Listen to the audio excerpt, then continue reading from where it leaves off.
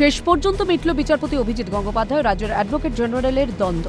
বন্ধুত্বের প্রসঙ্গ টেনে বিচারপতি গঙ্গোপাধ্যায় মন্তব্য করেন, বন্ধু কিশোরের কাছে ক্ষমা চাইতে হবে। তিনি আরও বলেন, কয়েকদিন আগে আমি আপনাকে অনেক কিছু বলেছি। আমি আপনাকে অনেক বছর ধরে চিনি, প্রায় 37 বছর। আমি আপনার কাছে ক্ষমা প্রার্থী। I am very sorry. আমায় আমার বন্ধু কিশোরের কাছে ক্ষমা চাইতে হবে। আমি রাগের মাথায় অনেক কিছু বলেছি। সকলের জানা উচিত আমি ক্ষমা প্রার্থী। কিশোর দত্তকে উদ্দেশ্য করে বিচারপতি অভিজিৎ গঙ্গোপাধ্যায়ের মন্তব্য, আমিও ওই দিন অনেক কিছু বলেছিলাম। আপনি যা শুনেছেন তাই বলেছেন, তবে আমি যা বলেছিলাম রাগ করে। এখানেই থামেননি বিচারপতি।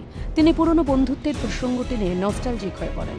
এজলাসে উপস্থিত সকলকে উদ্দেশ্য করে তিনি বলেন, আপনারা জানেন না কিশোর আমার কত উপকার করেছে। এমনও হয়েছে কিশোর আর আমার আরেক বন্ধু না থাকলে আমি মরে যেতাম। কিশোর, আমি, জয়মাল্য, আরও কয়েকজন আমরা একসঙ্গে ঘুরে বেড়াতাম। প্রসঙ্গত, বিচারপতি অভিজিৎ গঙ্গোপাধ্যায় কিশোর বলতে রাজ্যের অ্যাডভোকেট জেনারেল কিশোর দত্ত, জয়মাল্য বলতে বিচারপতি জয়মাল্য বাগচির ও তাঁর অন্তরঙ্গ বন্ধুত্বের কথাই তুলে ধরেছেন। উল্লেখ্য, কয়েকদিন আগে রাজ্যের মেডিকেল কলেজগুলোতে ভর্তিরত ভুয়ো জাতিগত শংসাপত্র সংক্রান্ত মামলাকে কেন্দ্র করে রাজ্যের অ্যাডভোকেট জেনারেল ও বিচারপতি অভিজিৎ গঙ্গোপাধ্যায়ের মধ্যে বাক বিতণ্ডা চরম পর্যায়ে পৌঁছেছিল। বিচারপতি অভিজিৎ গঙ্গোপাধ্যায় রাজ্যের অ্যাডভোকেট জেনারেল কিশোর দত্তকে বলেছিলেন, কার পাদুকা লেহন করে তিনি দ্বিতীয়বার অ্যাডভোকেট জেনারেল হয়েছেন তা তিনি জানেন।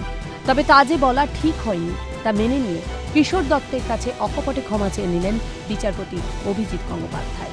আর এর ফলে তাদের মধ্যে তৈরি হওয়া বিতর্কে আপাতত ইতি ঘটল বলেই মনে করছে আইনজীবী মহল। অভিরূপ আহাজের রিপোর্ট, ক্যালকাটা নিউজ।